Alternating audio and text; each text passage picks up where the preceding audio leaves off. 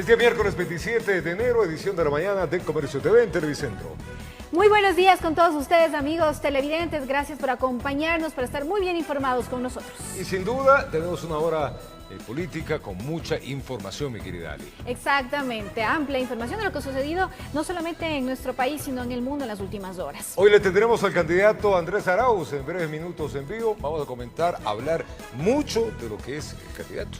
Así es, también sus propuestas. Estamos ya cerca de estos comicios electorales, así que hay que escuchar bien las propuestas de todos los candidatos. Sí, señora. Bueno, les vamos a contar que al excomandante general de la Policía Nacional, Fausto Tamayo, se le modificó la pena privativa de la libertad a 7 años por el delito de delincuencia organizada relacionada a la venta de pases policiales en la institución. Tamayo había sido condenado a más de 13 años de prisión. Luego se le redujo la pena a 28 meses. El delito de delincuencia organizada en las filas de la Policía Nacional se habría producido de octubre del 2014 a julio del 2015. De acuerdo a la teoría de la Fiscalía General del Estado, supuestamente se vendieron 1.317 pases, cada uno entre $1.000 y $2.000. Fausto Tamayo, ex comandante general de la institución policial, es uno de los 15 condenados. Él ha presentado varios recursos, modificándose por más de una vez la condena. En primera instancia, 13 años con 3 meses fue. En apelación se revisó la condena y le bajaron esa condena a 28 meses. Hoy día le pusieron 7 años de prisión. Esta última sentencia responde a una nueva audiencia de casación por pedido de la Corte Constitucional, ya que en la primera aparentemente se vulneraron derechos de los procesados. Patricio Abad, abogado de Tamayo, mostró su malestar. Una sentencia injusta, porque según nuestro criterio los señores jueces de este nuevo tribunal vuelven a cometer los mismos errores que cometieron los anteriores jueces, de tal forma que nosotros vamos a volver con las acciones pertinentes para que otra vez los jueces constitucionales les vuelvan a decir que erraron al cambiar hechos, porque eso es lo que pasó en este momento, se cambiaron hechos de la sentencia de segunda instancia, lo cual está prohibido en el recurso de casación. Julio César Zarango se sumó a la inconformidad, porque se estaría generando inseguridad jurídica. Aquí clarísimo analizaron nuevamente la prueba para agravar la condición de mis defendidos. ¿Cuáles son sus defendidos y qué pasó con él? Dani Herrera Mamarandi y Magno Pili Michelena. Ellos tenían una pena de 5 años, pero analizando nuevamente la prueba, poniendo hechos que no están probados, les aumentaron a 9 años de reclusión. Tamayo ya lleva 5 años bajo sombra en la cárcel 4 Norte de Quito, informó Héctor Romero. Y el colectivo Yas Unidos presentó una denuncia penal contra 5 exconsejeros del CNE por presunta falsificación y uso de documento falso tras irregularidades en la invalidación de firmas para la consulta popular formulada en el año 2014. Veamos. El colectivo Yas Unidos presentó ante la Fiscalía General del Estado una denuncia penal en contra de exfuncionarios del Consejo Nacional Electoral que presidieron dicha institución en el año 2014 bajo el mandato de Rafael Correa. Buscamos en esta denuncia es demostrar cómo existe un fraude sistemático al colectivo Yas Unidos y que terminó justamente en ese informe en el que nos niegan la consulta popular. Entre los ejemplos que está el fraude, está, como decía antes, clarísimo cómo se anularon nuestras firmas a pesar de que son idénticas a las que aparecen en nuestras cédulas. Entre los denunciados estaría Domingo Paredes, Paul Salazar, Nubia Villasís, entre otros. Son 206.000 firmas anuladas en el proceso de verificación de firmas, de las cuales hasta el momento, en 2 semanas desde que salió el buscador, hemos encontrado 350 firmas. Es decir, que ya han sido verificadas de que están anuladas ilegítimamente, como es el caso de mi propia firma. La denuncia se estableció bajo la siguiente causa. Que esto constituye un delito de falsificación ideológica de documentos públicos y que la Fiscalía esté en la obligación de investigarlo y ojalá llegar pronto a una sanción a todas las personas que participaron de esta infracción. Nuestro código establece que para el delito de falsedad de instrumentos públicos la pena va de 5 a 7 años. En total son 2 las ocasiones en las que se le ha negado al colectivo Yas Unidos ir a consulta popular. La última fue en el año 2019. Ambas buscaban evitar la extracción petrolera en ciertas áreas de la Amazonía, informó Valeria Navarro. Y el juez de la Corte Nacional de Justicia, Wilman Terán, declaró la nulidad parcial de la instrucción fiscal que se abrió contra la ex asambleísta Nivea Vélez, acusada por cobro de diezmos. Con esto, la investigación deberá realizarse nuevamente. Un revés tuvo la acusación por el presunto delito de concusión instaurado contra la ex asambleísta por Loja Nivea Vélez. Esto una vez que el juez de la Corte Nacional de Justicia, Wilman Terán, luego de 3 horas de evaluación y preparatoria a juicio, resolvió declarar la nulidad parcial de la instrucción fiscal.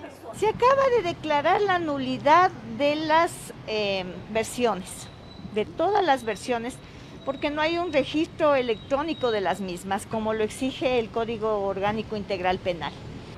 Gina Gómez de la Torre, defensa de Vélez, sustentó que ese particular ya lo habían puesto en conocimiento de la Fiscalía General del Estado, sin tener respuesta. Hoy lo mencionamos ante el señor juez y el señor juez en una dilatada revisión del expediente se dio cuenta que había una afectación al derecho a la defensa tanto de Nivea Vélez como de la señora Castro.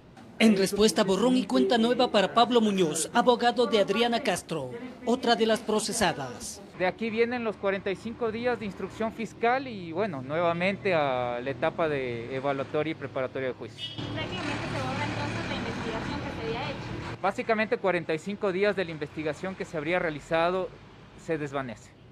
Vélez es investigada por el aparente cobro de diezmos entre el 2009 y 2013, cuando se desempeñó como asambleísta por Loja.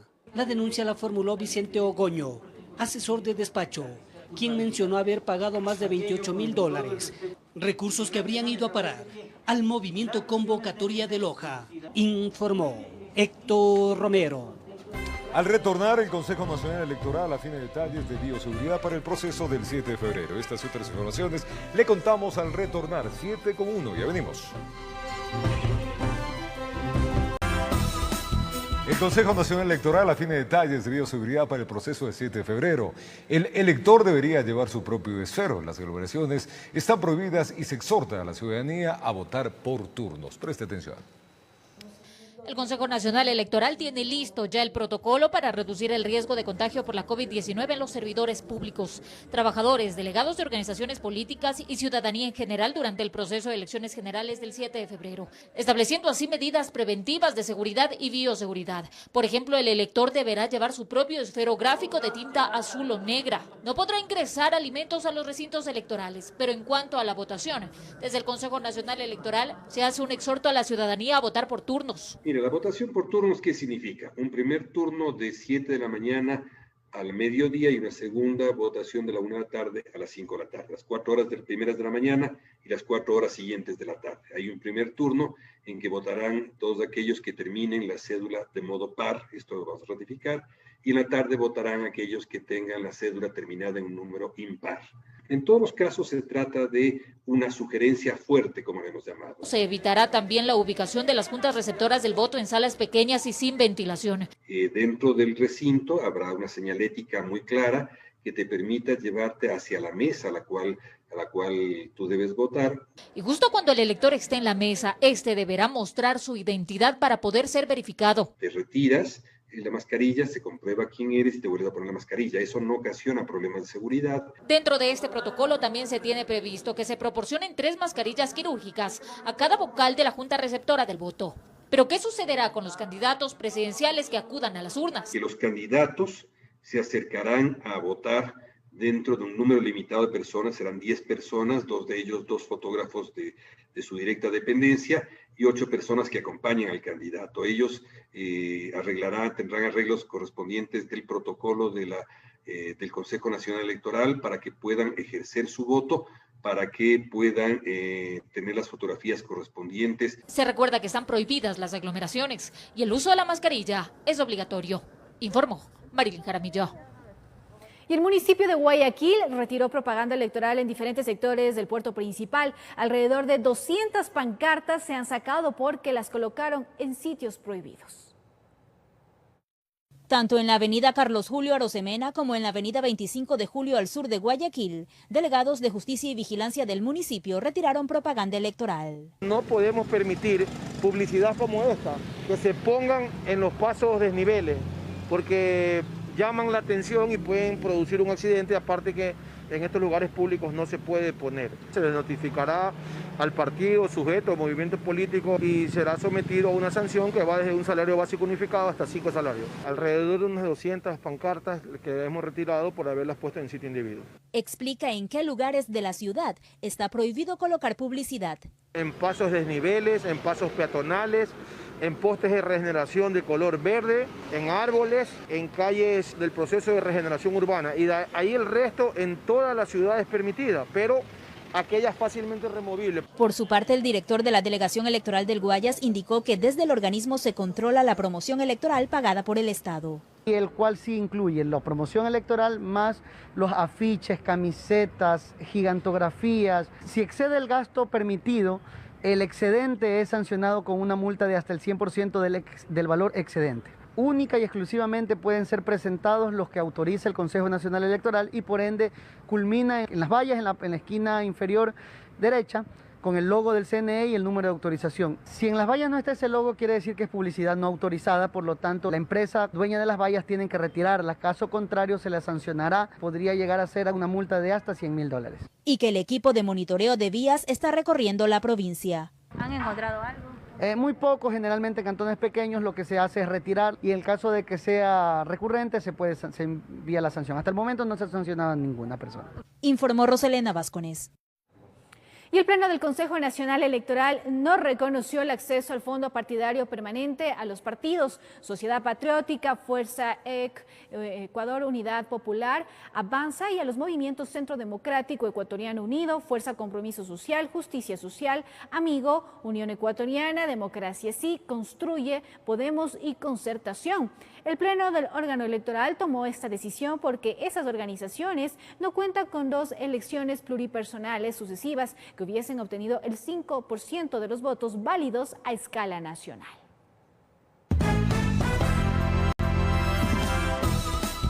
Es tiempo de contarles que este sábado 30 de enero se pone en marcha un plan de atención para emitir cédulas de ciudadanía por pérdida, robo o por primera vez. Preste atención.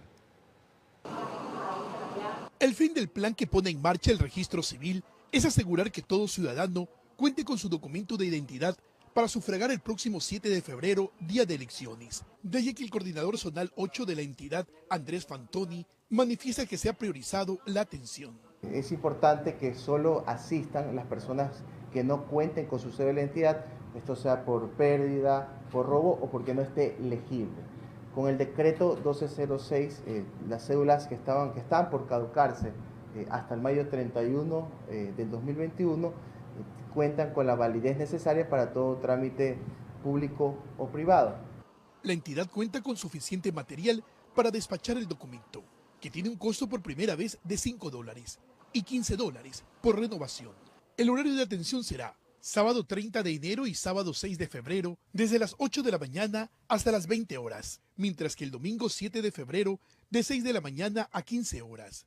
En las agencias sur, en la céntrica, avenida 9 de octubre, en el Parque California, en los cantones Durán y Daule, y se incorpora a la agencia del gobierno zonal en Guayaquil. De lunes a viernes seguimos dando el servicio con agendamiento de turno los días sábados 30 de enero, el 6 de febrero y 7 de febrero lo hacemos de forma directa, sin agendamiento de turno, que es el plan de acción. Se recomienda asistir solo a la persona que va a realizar el trámite, por motivo de la aglomeración, para evitar así un posible contagio del COVID-19. Informó Carlos Julio Gurumendi. Y para estos comicios en el Centro de Procedimiento Electoral, la Delegación del Guayas, se toman todos los protocolos de bioseguridad para evitar contagios. Además, se han actualizado y reforzado las medidas de seguridad informática. Veamos. En el Centro de Procesamiento Electoral del CNE Delegación Guayas trabajarán 147 personas el próximo 7 de febrero, revisando actas, firmas y digitando. Por eso se realiza constantemente capacitaciones a los operadores de escáner. Esa acta digitalizada se sube a la nube para que todos los ciudadanos puedan revisarla, el acta de resultados de cada una de las juntas receptoras del voto. Una vez que se digitaliza y se aprueba y ahí no hay inconsistencia de firmas, por ejemplo, que tengan las firmas y que coincidan los números, se digita aquí la franja de números y letras para poder ir cuantificando, ya sumando la votación formal ya de cada uno de los candidatos. Indica que se cumplirá con todas las medidas de seguridad para evitar anomalías. Las actas, una vez llenas, vienen con la franja de plástica transparente el cual lo ponen los miembros de juntas receptoras del voto. Cualquier intento de retirar esa franja daña o rompe la papeleta, el acta, y por ende no los reconoce el sistema. Se están registrando todos los equipos que van a funcionar ese día. Ningún equipo extra de otro lado o de otra persona que vengan ustedes acá pueden acceder al sistema informático. Y también habrá un estricto control de bioseguridad.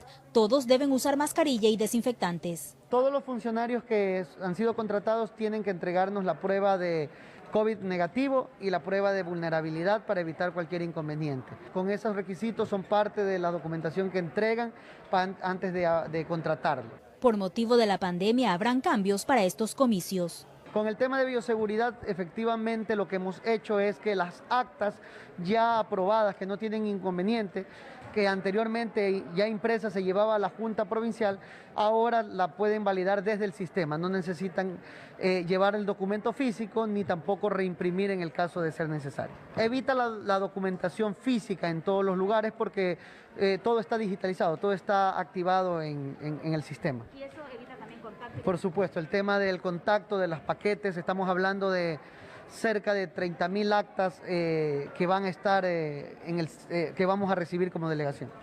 En la provincia del Guayas se han activado 534 recintos, 418 serán centros de digitalización de actas, informó Roselena Vázquez. El presidente ecuatoriano Lenín Moreno sostuvo el tercer encuentro de su agenda de cooperación internacional en Washington, Estados Unidos. El primer mandatario se reunió con Mauricio Claver Carone, presidente del Banco Interamericano de Desarrollo, quien informó que esta entidad destinará unos 1.000 millones a 6 países para la compra de vacunas y la lucha contra la pandemia. Ecuador se encuentra entre las naciones seleccionadas. Además, en el encuentro se revisó el destino de los fondos recibidos por esta institución.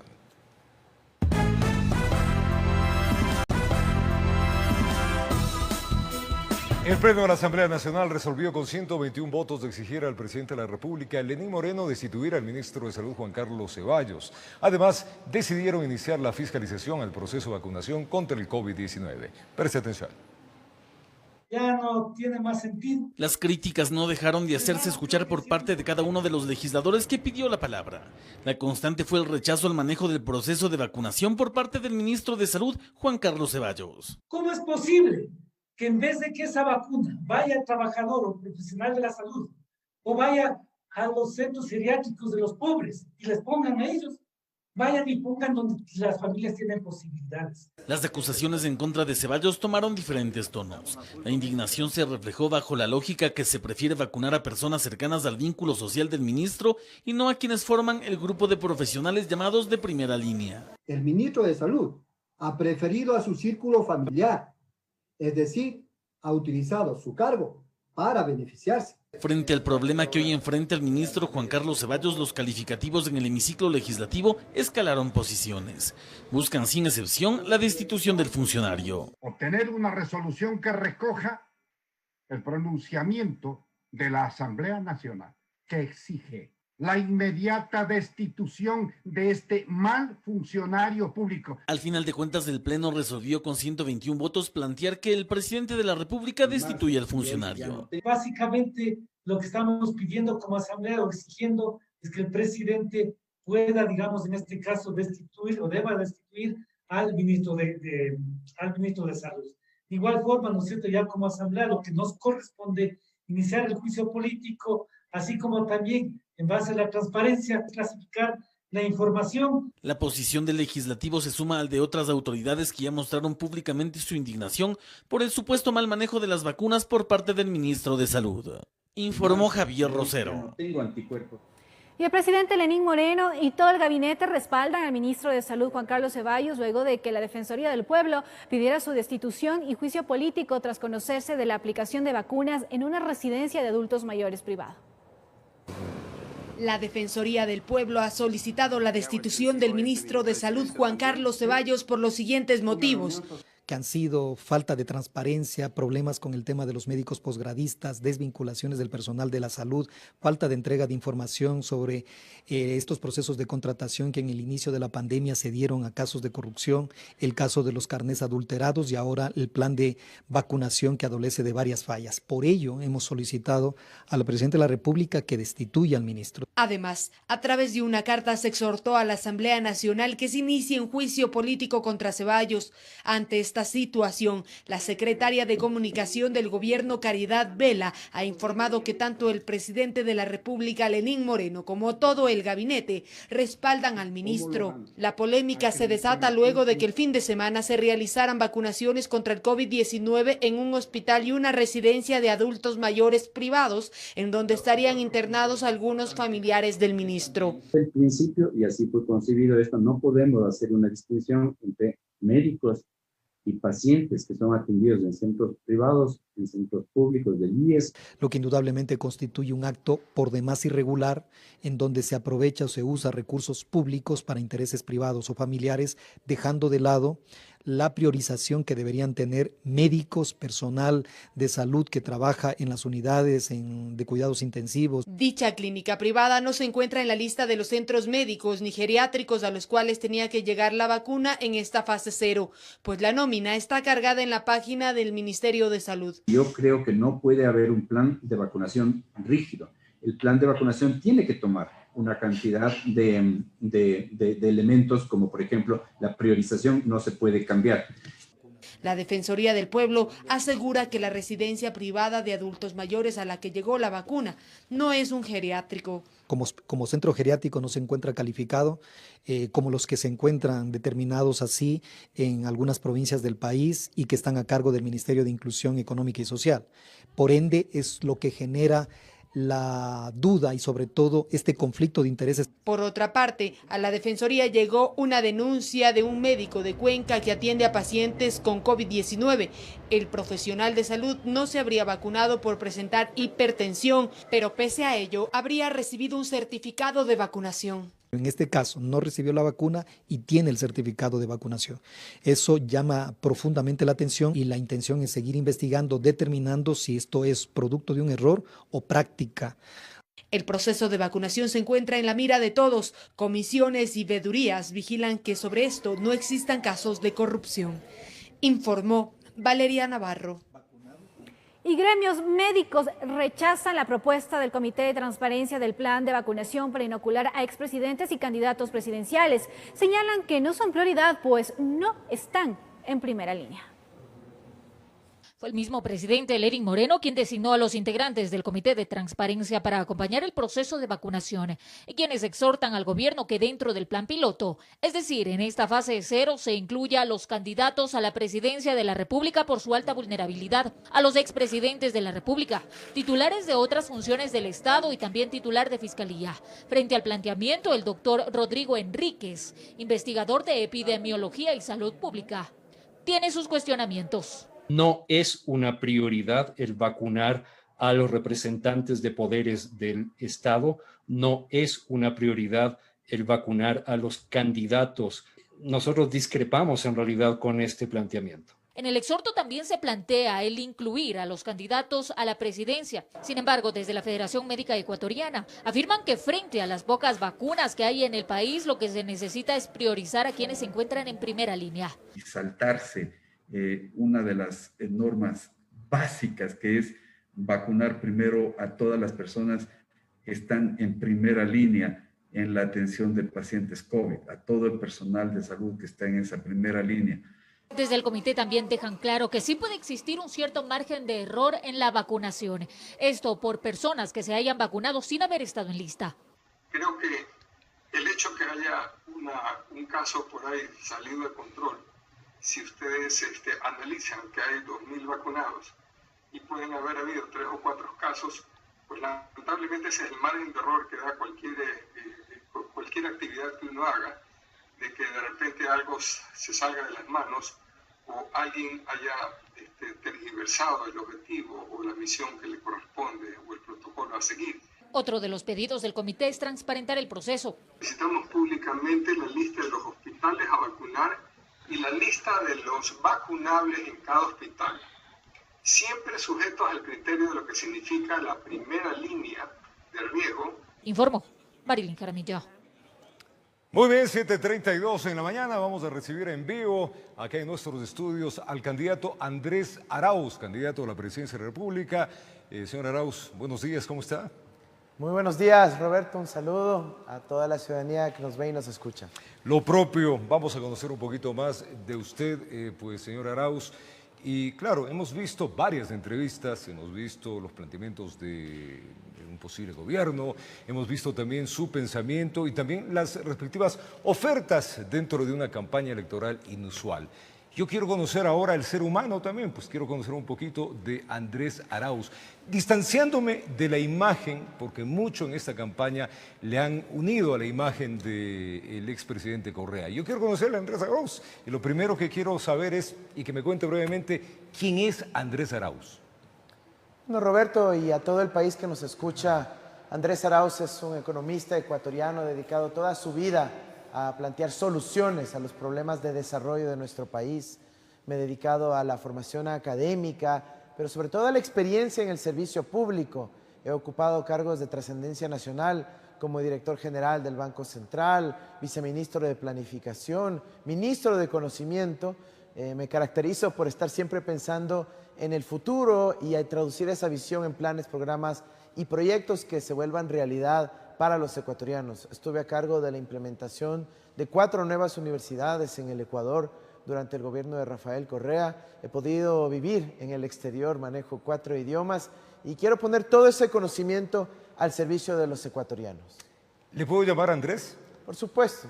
Andrés, ¿la infancia cómo fue? Bueno, mi infancia fue bella. Yo tuve un rol fundamental de mi abuelita, quien contribuyó a mi crianza. El aprendizaje fue clave porque ella había sido profesora. ¿Qué recuerdos había de esa infancia, de la abuelita?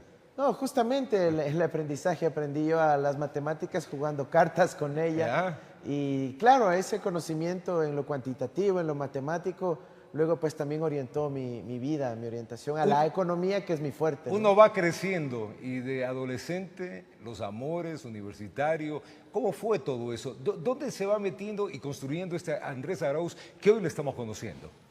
Mira, mi adolescencia fue marcada por la crisis del feriado bancario, testigo de cómo tantos ecuatorianos sufrieron en ese contexto y mi convencimiento de que jamás había que llegar a todo aquello. Luego tuve la fortuna de estudiar en el exterior, en la Universidad de Michigan en Estados Unidos, en donde me formé en economía y matemática. Insisto, la economía ha sido... ¿Siempre fue buena la economía? Sí, siempre orientado allá, ¿no? En lo cuantitativo y en la preocupación de lo social, y en ese ámbito la economía pues es la interacción entre ambos. ¿Dónde estudiaste? ¿En la escuela, en el colegio? ¿Y cómo llegas a la universidad? Bueno, yo estudié en la Academia Cotopaxi, hice mis estudios secundarios ahí, antes mis estudios primarios en el Colegio Letort y también en una unidad educativa rusa. Yo vivía en Moscú, en Rusia, y por eso pues manejo también ese idioma. ¿Habla ruso? Sí, bueno, español, inglés, francés y ruso. El ruso es complicado, ¿no? El ruso, por supuesto, pero cuando uno lo aprende a temprana edad ya se integra y es parte de la conciencia. A ver, así vamos creciendo y creo que a todos nos impactó el tema del feriado bancario y claro, también hay que ir marcando eso que fue la ruta. Llegas a la universidad y en la universidad se comienza a configurar una imagen también política. ¿Ahí comenzaste a meterte en la política? ¿Fuiste dirigente político o te dedicaste como migrante estudiantil a ser buen estudiante? Yo me dediqué a estudiar fundamentalmente, pero también participé en varias organizaciones estudiantiles en favor de los derechos de los migrantes, de la equidad laboral, en rescatar la identidad latinoamericana en los Estados Unidos, y siempre empecé a vincularme ya con la parte más seria de la academia, ¿no? En la investigación científica.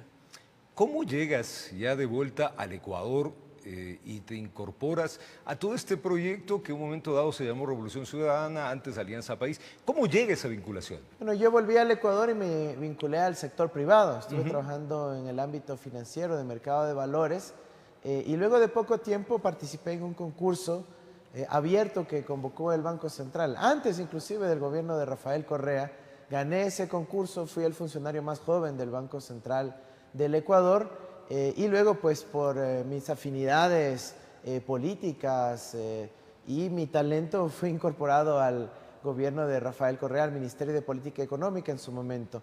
Luego de ahí pudimos construir una relación con todo el equipo de gobierno, incluido el expresidente, y bueno, pues me permitió seguir contribuyendo a mi país de distintos espacios, permanentemente trabajando en soluciones. Mi identidad está basada en que los ideales los convierto en realidades. A ver, eso te iba a preguntar un poco de la identidad política. ¿Cómo se fue configurando? Porque, a ver, de lo que voy conociéndote, un poco estudiaste en colegios de derecha, ¿no? O sea, colegios de derecha, colegios caros, universidad cara. ¿Cómo se va configurando esto? ¿Y cómo va cambiando esa estructura hasta llegar, que ya vamos a topar, el tema de la candidatura?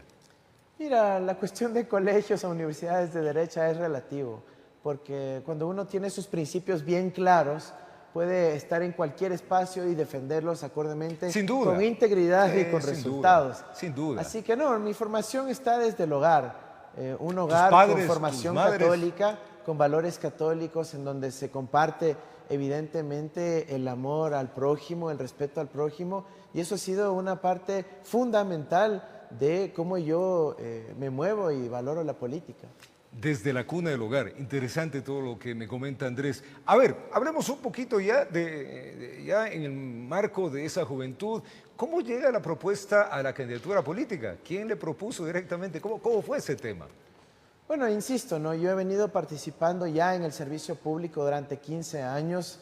El país, quizás no todo el mundo, ya conocía mi trayectoria si preguntamos a los estudiantes de la Amazonía o a los futuros docentes de nuestra patria en Azogues, me tenían claramente identificado. Pero claro, en el momento que ya nos lanzamos a la presidencia junto con el cariño y el apoyo de mi familia, ya estábamos en las grandes ligas.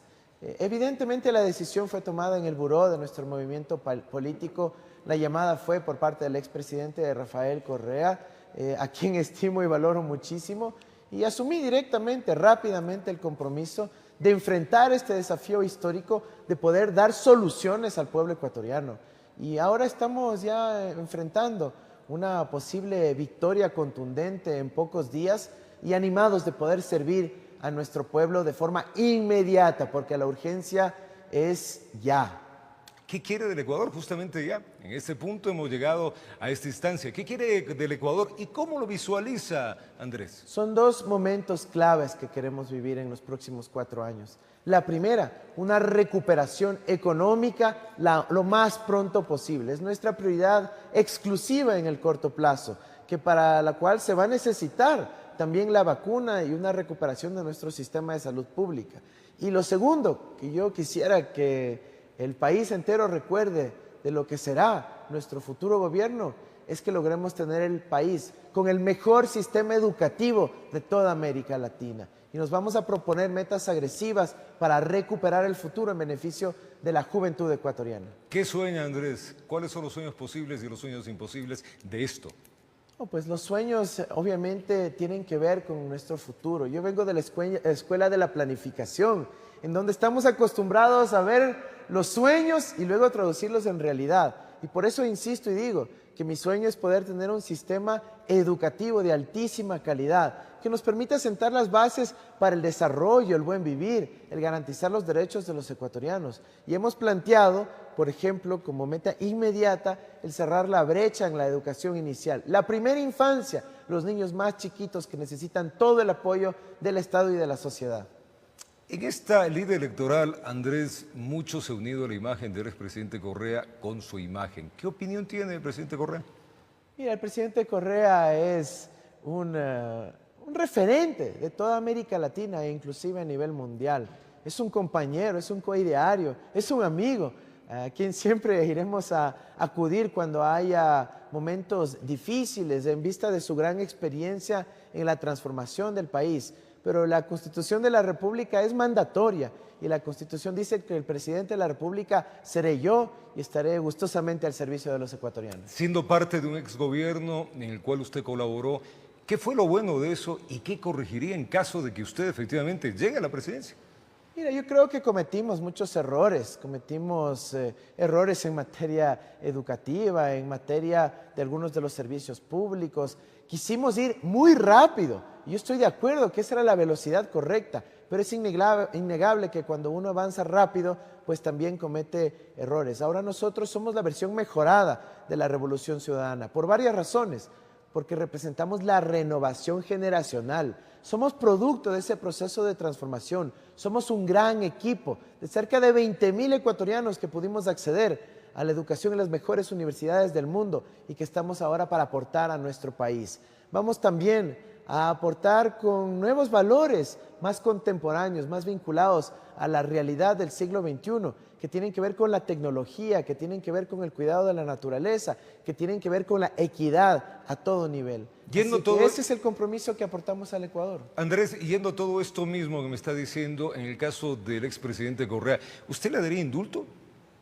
No va a ser necesario, porque nosotros estamos confiados de que la misma justicia revisará todos los procesos judiciales en su contra, luego de que ya no haya un gobierno que ha estado permanentemente amenazando, chantajeando, presionando a los jueces actuales. Así que no será necesario eso, hay suficientes recursos en la propia justicia para que Rafael Correa pueda volver tranquilamente a su país, visitar a su familia y poder obviamente disfrutar de la naturaleza, el turismo, los paisajes y de la convivencia con los ecuatorianos. Como candidato, Andrés, ¿qué nos propone que no conozcamos? Le hemos escuchado largo en muchas intervenciones. Mira, quizás es muy importante que los ecuatorianos sepan que nuestras propuestas están en el marco de unos grandes ejes: trabajo, futuro y dignidad. Nosotros proponemos 800,000 fuentes de trabajo digno, no la precarización laboral o el trabajo infantil, sino trabajo con seguridad social, con estabilidad, como lo quieren los ecuatorianos, mediante la obra pública, el crédito productivo y algo muy importante para los jóvenes, un trabajo con copago de nómina, en donde la mitad del sueldo sea cubierto por el Estado, y eso lo vamos a financiar, cerrando la brecha de evasión tributaria que existe en nuestro país. También hablamos del futuro con dignidad, en donde ya no tengamos que ser discriminados en el siglo XXI. La nueva discriminación es sobre la base del acceso al Internet.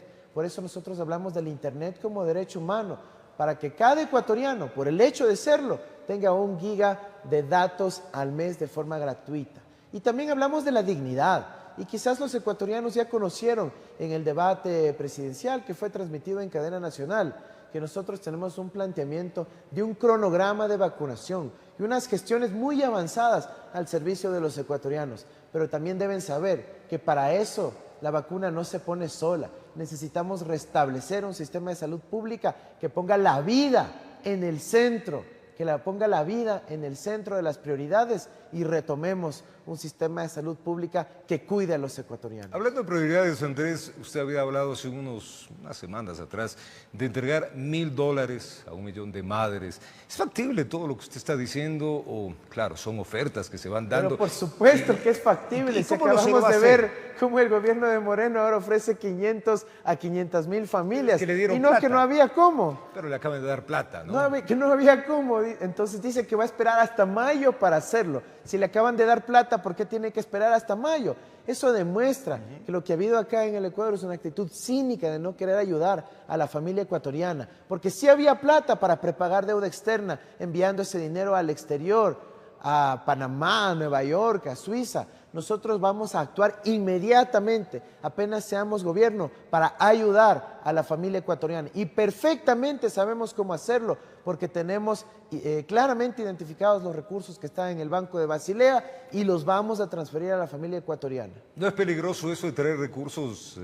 ¿Puede estabilizarle al país? Al revés, sacar recursos es peligroso para el país. Lo que necesitamos ahora es meter dinero en la economía, que las familias tengan dinero en sus bolsillos para que puedan salir a comprar al local comercial, al mercado, a la tienda y reactivar la economía de todos. Por supuesto que será una sola vez, pero nos dará el impulso para que nuevamente haya confianza de los ciudadanos en su gobierno, en la economía y entre todos aquellos quienes están comerciando y generando economía en nuestro país. Andrés, ¿qué va a hacer con los acuerdos del Fondo Monetario Internacional? ¿Lo va a respetar? Mira, nosotros hemos hablado ya con el Fondo Monetario Internacional. Les hemos dicho, no vamos a subir el IVA, eso es imposible. ¿Cómo le van a querer cargar más a la familia ecuatoriana? Hemos dicho, no estamos a favor de la privatización del Banco Central. En el Ecuador hay una constitución, hay democracia, tiene que respetarse el poder electo democráticamente. Le hemos dicho, por favor, no sigan planteando más despidos en el sistema de salud pública, en la educación. Tenemos que dar una mano a la gente, tenemos que restablecer los servicios públicos fundamentales. Y en ese sentido le hemos dicho, y hay que evitar que los dólares salgan del Ecuador. El FMI, sinceramente, ha estado abierto, por lo menos a la conversación.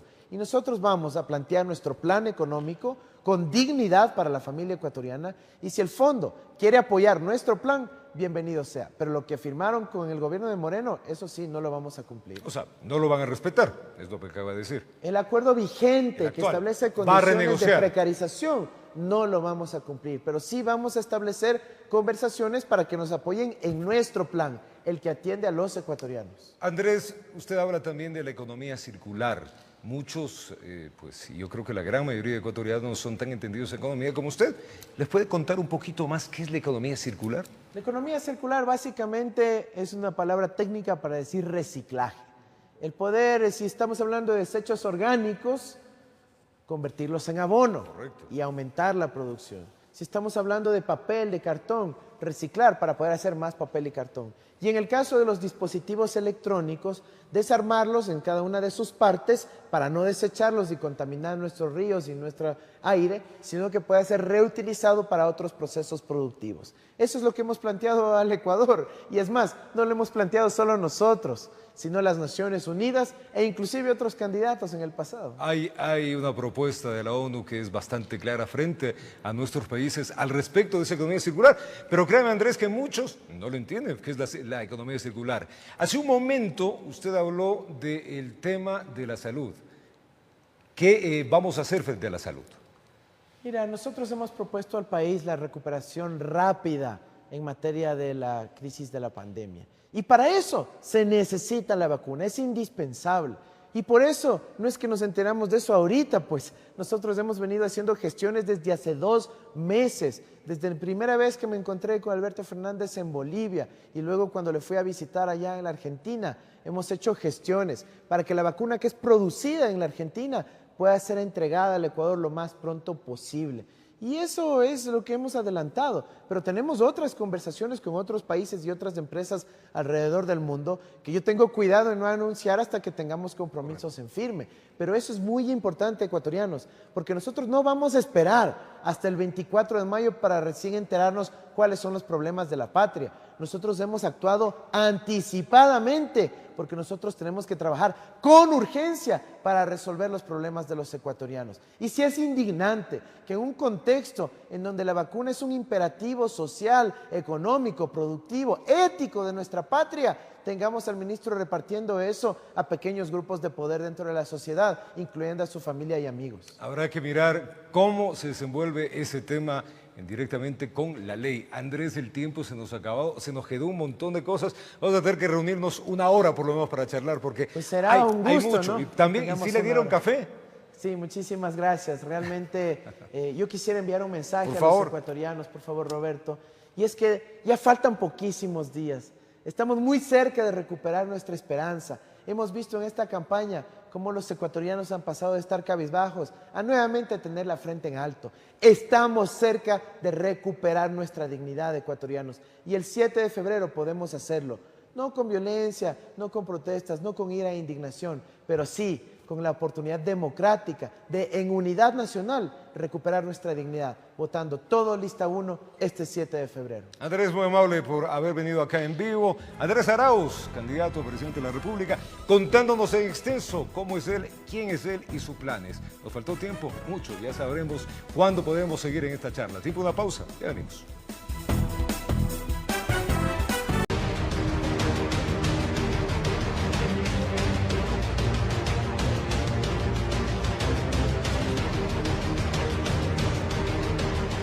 Decisión Electoral 2021.